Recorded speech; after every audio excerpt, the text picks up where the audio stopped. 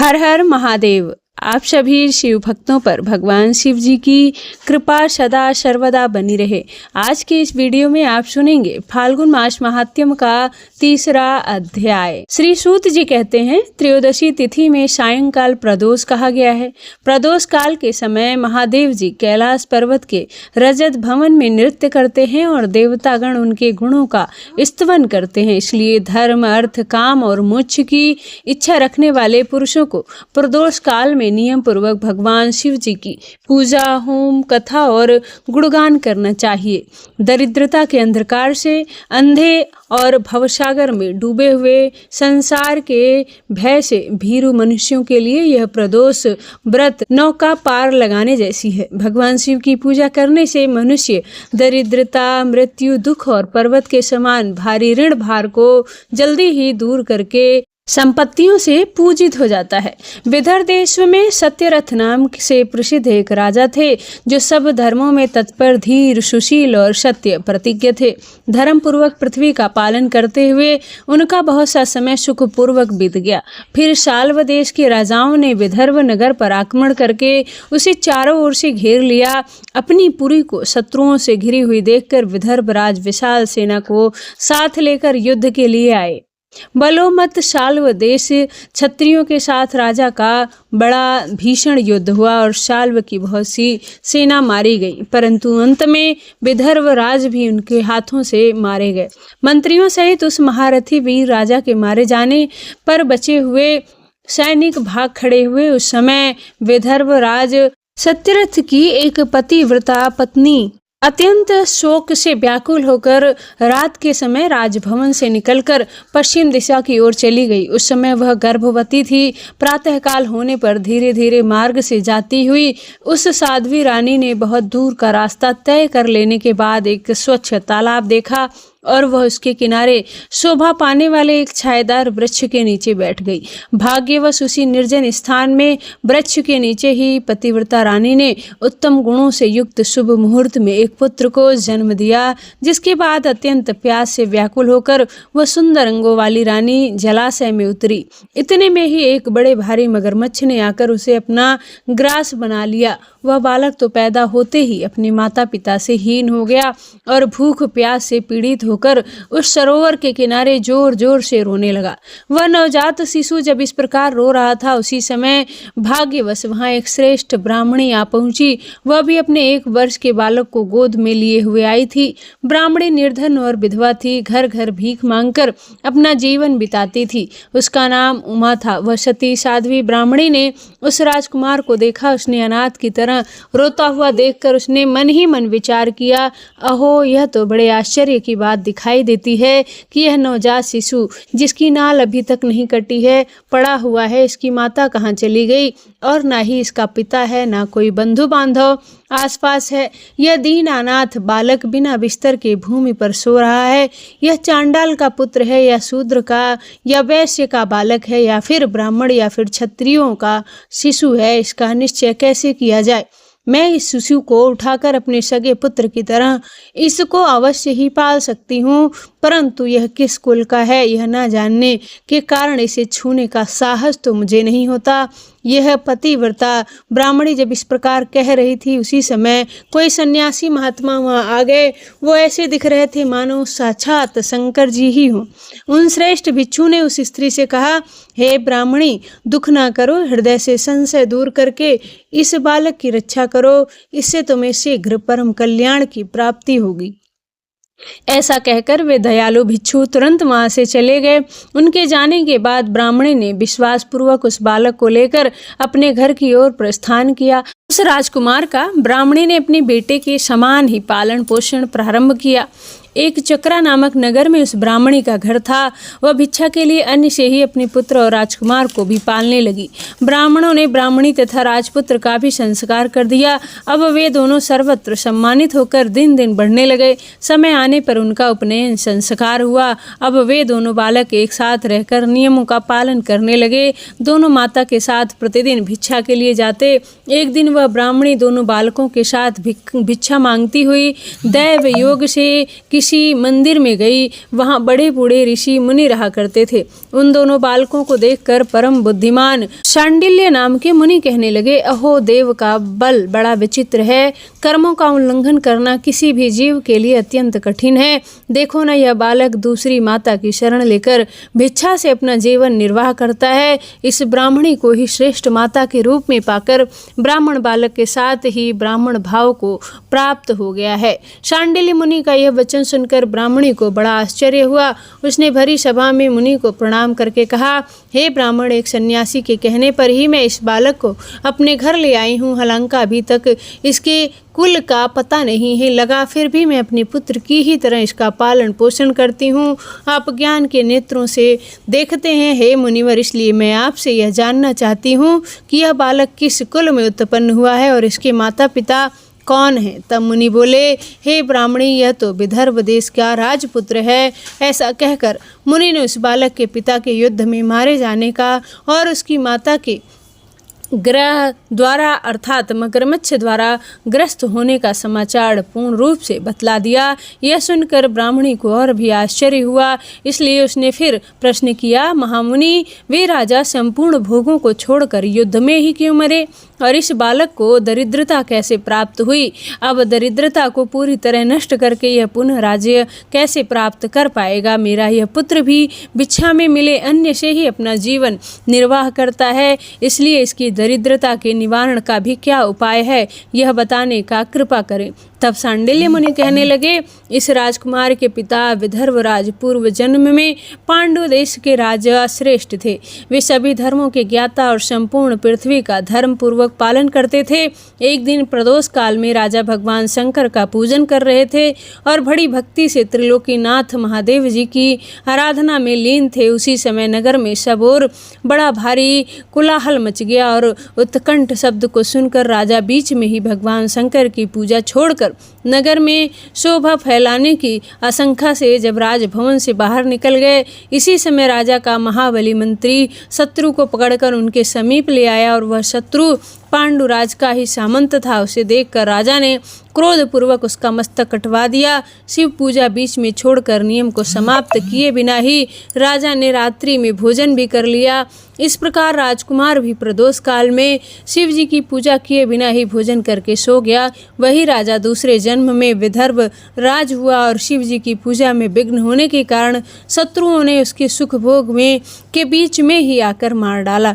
पूर्व जन्म में जो उसका पुत्र था वह इस जन्म में भी हुआ। शिव जी की पूजा का उल्लंघन करने के कारण यह दरिद्रता को प्राप्त हुआ है। इसकी माता ने अपने पूर्व जन्म में छल से अपनी सौतन को मार डाला था। उस महान पाप के कारण ही वह इस जन्म में ग्रह के द्वारा मारी गई। मैं सत्य कहता हूँ, परलोक में हित की बात कहता हूँ, शास्त्रों का सार और उपनिषदों का हृदय कहता हूँ। इस भयंकर असार संसार को प्राप्त हुए जीव के लिए ईश्वर के चरणाविंद की सेवा ही सार वस्तु है। जो प्रदोष काल में अन्यचित्त होकर परमेश्वर के चरणविंद की पूजा करते हैं, वे इस संसार में सदा बढ़ने वाले धन धान्य स्त्री पुत्र सौभाग्य और संपत्ति के द्वारा सबसे बढ़कर होते हैं। हे ब्राह्मणी, यह तुम्हारा पुत्र पूर्व जन्म में उत्तम ब्राह्मण था और इसने अपनी सारी आयु केवल दान लेने में बिताई थी। यज्ञ आदि सत्कर्म कभी नहीं किए, इसलिए यह इस जन्म में दरिद्रता को प्राप्त हुआ। उस दोष का निवारण करने के लिए अब यह भगवान शंकर की शरण में जाए। श्री सूत जी कहते हैं कि मुनि इस प्रकार कहने पर साध्वी ब्राह्मणी ने उन्हें प्रणाम करके शिव की पूजन विधि का क्रम पूछा। तब शांडिल्य मुनि बोले, दोनों पक्षों की त्रयोदशी तिथि को मनुष्य जब निराहार रहे तब सूर्यास्त के 3 घड़ी पहले स्नान करे, फिर श्वेत वस्त्र धारण करके धीर पुरुष संध्या का जप और नित्य कर्म को विधि पूर्वक पूरी करके मौन होकर शास्त्र विधि का पालन करते हुए भगवान शिव की पूजा प्रारंभ करें। भगवत विग्रह के आगे की भूमि को नई निकाले हुए शुद्ध जल से भली भांति लीप पोत कर सुंदर मंडल बनाए। धोती वस्त्र आदि के द्वारा उस मंडल को सब ओर से घेर दें। ऊपर से चंदोवार आदि लगाकर फूल फल से नए अंकुर से उसे सजाएं। मंडप के बीच की भूमि पर 5 रंगों से युक्त विचित्र कमल अंकित करके उसी पर सुस्थिर और उत्तम आसन बिछाकर बैठें और हृदय में भक्ति भाव से युक्त होकर पूजन की सभी सामग्री एकत्र करें। फिर पवित्र भाव से शास्त्रोक्त मंत्र द्वारा देवपीठ को आमंत्रित करें। इसके बाद क्रमशः आत्मशुद्धि और भूत शुद्धि आदि करके तीनों प्राणायाम करें। उसके बाद बिंदु युक्त बीजाक्षरों के द्वारा विधि पूर्वक मात्र का न्यास करें और फिर परा देवता का ध्यान करके मात्र का न्यास की पूरी विधि करें। फिर परम शिव का ध्यान करके पीठ के बाम भाग में गुरु को प्रणाम करें। दक्षिण भाग में गणेश जी को मस्तक झुकाएं। उन दोनों अंशों में अर्थात कंधों और जांघों में धर्म अर्थ काम ज्ञान वैराग्य तथा ऐश्वर्य का न्यास करें और नाभि और पार्श्व भागों में धर्म ज्ञान वैराग्य और अनश्वर आदि का न्यास करें। फिर हृदय में अनंत आदि का न्यास करके दिव्य पीठ पर मंत्र का न्यास करें। फिर क्रमशः न्यास करके हृदय में कमल की भली भांति भावना करें। वह कमल 9 शक्तियों से युक्त और परम सुंदर हो। उसी कमल की कर्णिका में कोटि कोटि चंद्रमाओं के समान प्रकाशमान उमापति भगवान शिव का ध्यान करें। किसी प्रकार भगवान शिव के 3 नेत्र मस्तक पर मुकुट शोभा पाते हैं। जटाजूट कुछ कुछ पीला हो गया है, उस पर रत्न जड़ित किरीट सुशोभित है। उनके कंठ में नील चिन्ह है और अंग अंग में उदारता सूचित होती है। सर्पों के हार से उनकी बड़ी शोभा हो रही है। एक हाथ में वर, दूसरे हाथ में अभय की मुद्रा में वे फरसा धारण करते हैं।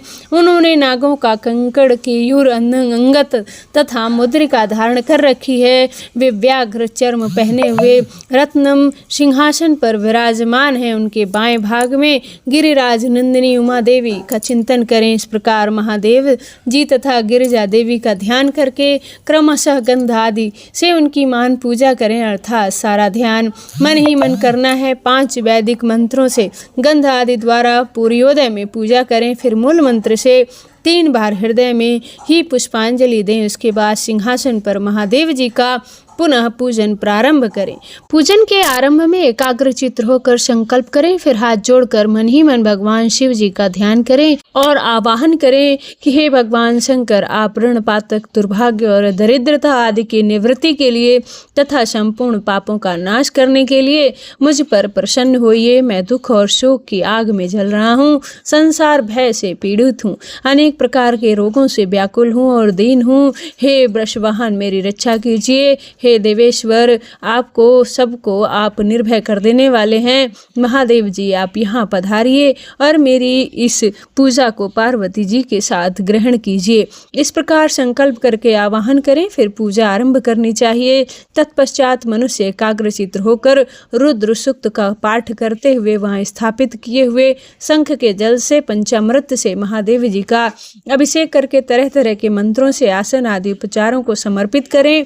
भावना द्वारा दिव्य वस्त्रों से विभूषित स्वर्ण सिंहासन की कल्पना करें और उसी पर भगवान को विराजमान करके अष्टगुण युक्त अर्घ और निवेदित करें। फिर शुद्ध जल से आचमन कराकर मधु पर्क आदि दें। इसके बाद पुनः आचमन के लिए जल लेकर मंत्र का उच्चारण पूर्वक स्नान कराएं। फिर यज्ञोपवीत वस्त्र और आभूषण अर्पित करें। परम पवित्र अष्टांग युक्त चंदन चढ़ाएं। बिल्व, मदार, लाल कमल, धतूरे और कनेर, सनई का फूल, चमेली, कुशा, अपमा, तुलसी, जूही, चंपा, भटक और करवीर के फूलों में से जितने मिल जाए उन सबको शिव उपासक भगवान पर चढ़ाएं।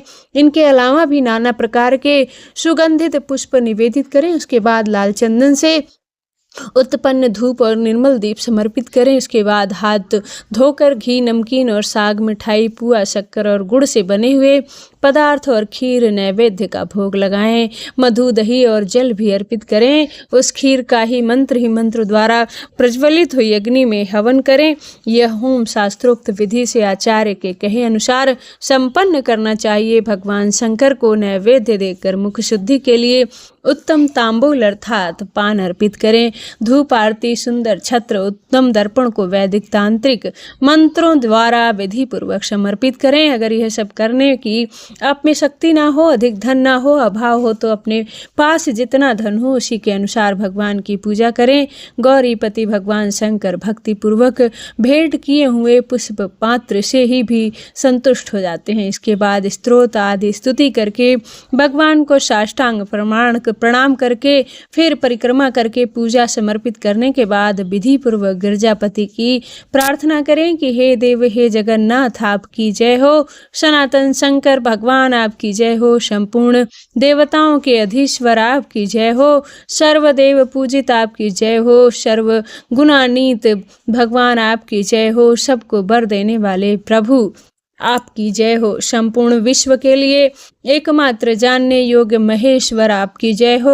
नागराज वासुकी को आभूषण के रूप में धारण करने वाले हे प्रभु आपकी जय हो। गौरीपति आपकी जय हो। चंद्रशेखर शंभु आपकी जय हो।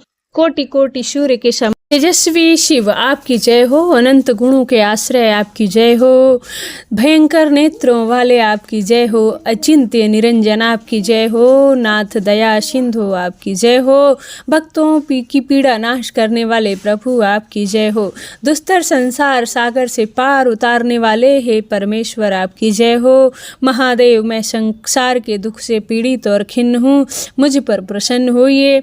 समस्त पापों के भय का अपहरण करके मेरी रक्षा कीजिए। मैं महान दरिद्र के समुद्र में डूबा हुआ हूँ। बड़े बड़े पापों ने मुझे आक्रांत कर दिया है। महान शोक और बड़े बड़े रोगों से व्याकुल हूँ। सब ओर से ऋण के भार से लदा हुआ पाप कर्मों की अग्नि में जल रहा हूँ। ग्रहों से पीड़ित हो रहा हूँ। हे शंकर जी, मुझ पर प्रसन्न होइए। निर्धन मनुष्य इस प्रकार पूजा के अंत में भगवान गिरजापति की प्रार्थना करें।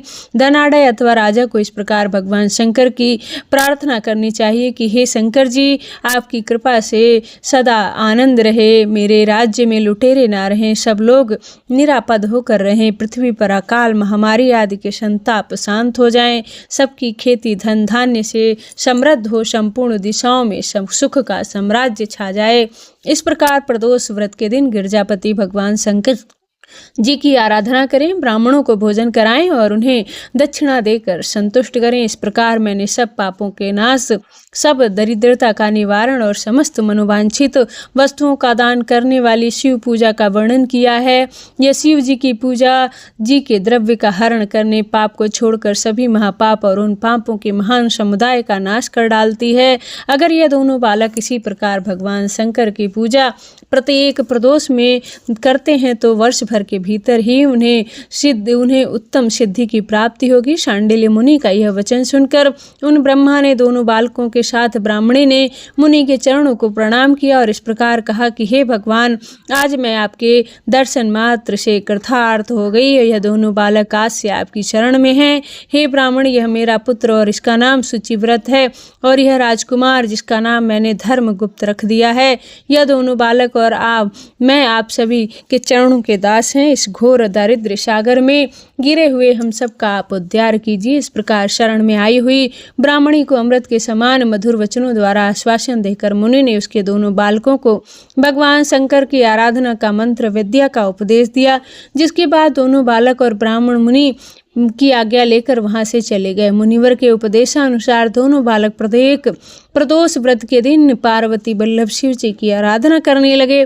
इस प्रकार से पूजा करते हुए द्विज कुमार और राजकुमार के 4 महीने सुखपूर्वक बीत गए। एक दिन द्विज कुमार अर्थात वह ब्राह्मणी पुत्र राजकुमार के साथ लिए ही बिना नदी के तट पर स्नान करने के लिए गया और वहां मौज से देखकर इधर उधर घूमता रहा। वहां झरने के जल आघात से खाई की भूमि कट जाने से उसमें गड़ा हुआ एक बड़ा भारी खजाने का कलश चमक रहा था।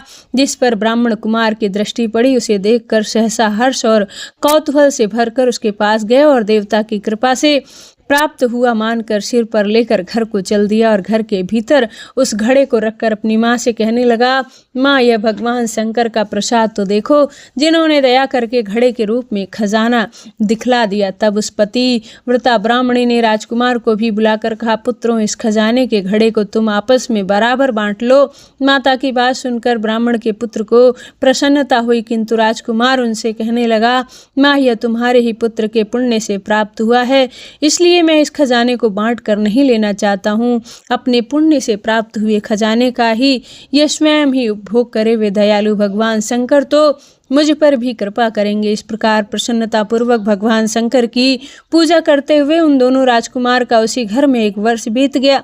एक दिन वह राजकुमार उस ब्राह्मण कुमार के साथ वसंत ऋतु में वन भ्रमण के लिए गया। कुछ दूर जाने पर सैकड़ों गंधर्व कन्याएं परस्पर क्रीड़ा करते हुए उन्हें देखकर ब्राह्मण कुमार दूर से ही राजकुमार से कहा, यहाँ से आगे जाना उचित नहीं, क्योंकि उधर स्त्रियां विहार कर रही हैं। स्वच्छ अंतःकरण वाले विद्वान पुरुष स्त्रियों के सामीप्य त्याग देते हैं और यह रमणीय छल करने वाली तथा वाणी द्वारा अनुनय वेनन करने में कुशल हैं। यह पुरुषों को अपनी दृष्टि मात्र से ही मोहित कर लेती हैं। इसलिए अपने धर्म में तत्पर ब्रह्मचारी कभी भी स्त्रियों के पास जाकर उनसे वार्तालाप न करें। ऐसा कहकर ब्राह्मण राजकुमार तो लौट पड़ा और दूर जाकर खड़ा हो गया, किंतु राजकुमार अकेला ही निर्भय होकर स्त्रियों की उस क्रीड़ा स्थली की ओर चला गया। उन गंधर्व कन्याओं में से एक ने राजकुमार को आते देखकर मन ही मन कुछ विचार किया और सखियों से बोली, सहेलियों, तुम यहाँ से थोड़ी दूर जाकर एक उत्तम वन है जहाँ विचित्र चंपा, अशोक, पन्ना और वकल आदि के वृक्ष खिले हुए हैं। वहां जाकर तुम सब लोग फूल तोड़ो, तब तक मैं यहीं बैठी हूँ। तुम लोगों को फूलों को इकट्ठा करके पुनः यहाँ आ जाना। इस प्रकार आदेश पर सखियां तो वन के भीतर चली गईं और वह गंधर्व कन्या राजकुमार पर नजर लगाए वहीं खड़ी रही। उसे देखकर राजकुमार कामदेव के बाणों से पीड़ित हो गया। गंधर्व कन्या ने अपने पास आए हुए राजकुमार को बैठने के लिए कोमल पल्लवों का आसन दिया और पूछा, हे कमल नयन, तुम कौन हो, किस देश से यहाँ आए हो और किसके पुत्र हो? इस प्रकार पूछने पर राजकुमार ने अपना पूरा परिचय बतला दिया कि मैं विदर्भ का राजपुत्र हूँ और मेरे माता पिता बचपन में ही मर गए। शत्रुओं ने मेरे राज्य पर अधिकार जमा लिया है। मैं दूसरे के राज्य में गुजारा कर रहा हूँ। यह सारी बातें बताकर राजकुमार ने उस गंधर्व कन्या से पूछा, सुंदरी, तुम कौन हो, क्या तुम्हारा कार्य है और तुम किसकी पुत्री हो? इस प्रकार उसके पूछने पर कन्या कहने लगी, राजकुमार एक द्रवित नामक गंधर्व हैं जो समस्त गंध कुल के अगुआ माने जाते हैं। मैं उन्हीं की पुत्री हूँ। मेरा नाम अंशुमति है। सब सखियों को छोड़कर मैं अकेली हूँ। मैं तुम्हारी इच्छा जानती हूँ। तुम्हारा मन मुझ में आसक्त हो गया है। इस प्रकार देवों ने मेरे मन में भी तुम्हारे लिए उत्कंठा भर दी है। अब हम दोनों का स्नेह कभी भंग नहीं होगा चाहिए। ऐसा कहकर राजकुमारी गंधर्व ने शीघ्र अपने गले से मोती का हार निकालकर प्रेम पूर्वक राजकुमार को भेंट कर दिया। उस अद्भुत हार को देखकर राजकुमार ने पूछा कि मैं एक बात कहता हूँ, राजहीन और निर्धन हूँ, तुम प्रिया कैसे होना चाहती हो? मूर्ख स्त्री की तरह अपने पिता की आज्ञा का उल्लंघन करके अपनी इच्छा अनुसार आचरण क्यों कर रही हो? यह सुनकर गंधर्व कन्या ने कहा, प्रियतम, आपका कहना ठीक है। मैं पिता की आज्ञा के विरुद्ध नहीं करूंगी। आप इस समय घर को पधारिए। परसों प्रातः काल पुनः यही दर्शन दीजिए। आपसे हमारा कुछ कार्य है। ऐसा कहकर वह गंधर्व कन्या अपनी सखियों के आ जाने से उनके साथ चली गई। राजकुमार भी हर्षपूर्वक ब्राह्मण के पास लौट आया। उसने ब्राह्मण कुमार को सारी बातें बताई और उनके साथ घर को प्रस्थान किया। घर पहुंचकर पतिव्रता ब्राह्मणी को भी यह शुभ समाचार सुनाकर राजकुमार ने प्रसन्न किया और पूर्व निश्चित समय आने पर वह पुनः दिज्य के साथ उसी वन में गया। नियत स्थान पर पहुंचकर राजकुमार ने देखा कि गंधर्वराज और उनकी कन्या दोनों वहां उपस्थित हैं। गंधर्वराज ने वहां आए हुए दोनों कुमारों का अभिनंदन किया और सुंदर आसन पर बिठाकर राजकुमार से कहा, हे विदर्भ राजकुमार, मैं कल कैलाश पर्वत पर गया था। वहां मैंने पार्वती जी के साथ महादेव जी के दर्शन किए। देवेश्वर भगवान शिव करुणा रूपी अमृत के सागर हैं। उन्होंने मुझे बुलाकर सब देवताओं के समीप इस प्रकार कहा कि पृथ्वी तल पर धर्मगुप्त नाम से एक प्रसिद्ध राजकुमार है जो इस समय किंचन है। उसका राज्य छिन गया है। शत्रुओं ने उसे अपने देश से निकाल दिया है और वह उसका देश अपने अधिकार में ले लिया है। वह बालक अपनी गुरु की आज्ञा से सदा मेरी आराधना में लीन रहता है। उसी के प्रभाव से आज उसके समस्त पितृ मेरे स्वरूप को प्राप्त हो गए हैं। हे गंधर्व श्रेष्ठ, तुम उस राजकुमार की सहायता करो। अब वह शत्रुओं को मारकर अपने राज्य सिंहासन पर आसीन हो जाएगा। महादेव जी के इस प्रकार आज्ञा देने पर ही मैं अपने घर को आया हूँ यहाँ, और मेरी कन्या ने तुम्हारे लिए बहुत प्रार्थना की। सब परम दयालु भगवान शंकर की प्रेरणा से हो रहा है। ऐसा समझकर मैं इस कन्या को साथ लेकर आया हूँ। अतः अपनी पुत्री को मैं तुम्हें तुम्हें पत्नी के रूप में देता हूँ और भगवान शिव जी की आज्ञा से शत्रुओं को मारकर तुम्हें तुम्हारे राज्य पर भी बिठाऊंगा।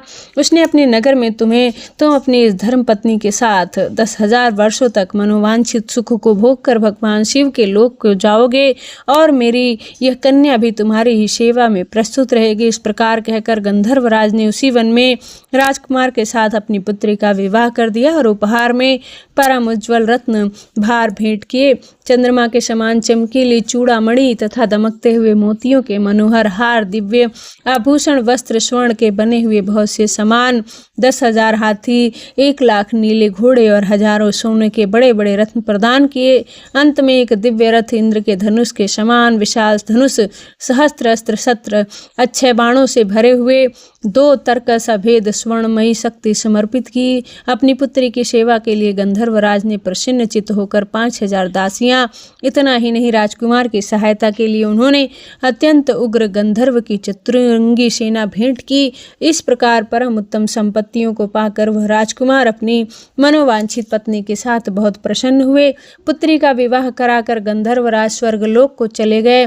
धर्मगुप्त विवाह के अंतर्गत गंधर्व की सेना के साथ अपने नगर को गए और वहां उन्होंने शत्रुओं का संहार करके अपनी राजधानी में प्रवेश किया। तत्पश्चात श्रेष्ठ ब्राह्मणों और मंत्रियों ने मिलकर राजकुमार का अभिषेक किया और वे रत्नम सिंहासन पर आरूढ़ होकर अकट्य राज्य का उपभोग करने लगे। जिस ब्राह्मण पत्नी ने अपने पुत्र की तरह पाला था वही उनकी माता हुई। वह ब्राह्मण कुमार भाई और गंधर्व राजपुत्री अंशुम महारानी के पद पर प्रतिष्ठित हुई। भगवान शंकर की आराधना करके धर्मगुप्त विदर्भ राज के राजा हो गए। इस प्रकार दूसरे लोग भी प्रदोष व्रत के दिन गिरजापति की आराधना करके मनोवांछित कामनाओं को प्राप्त कर लेते हैं।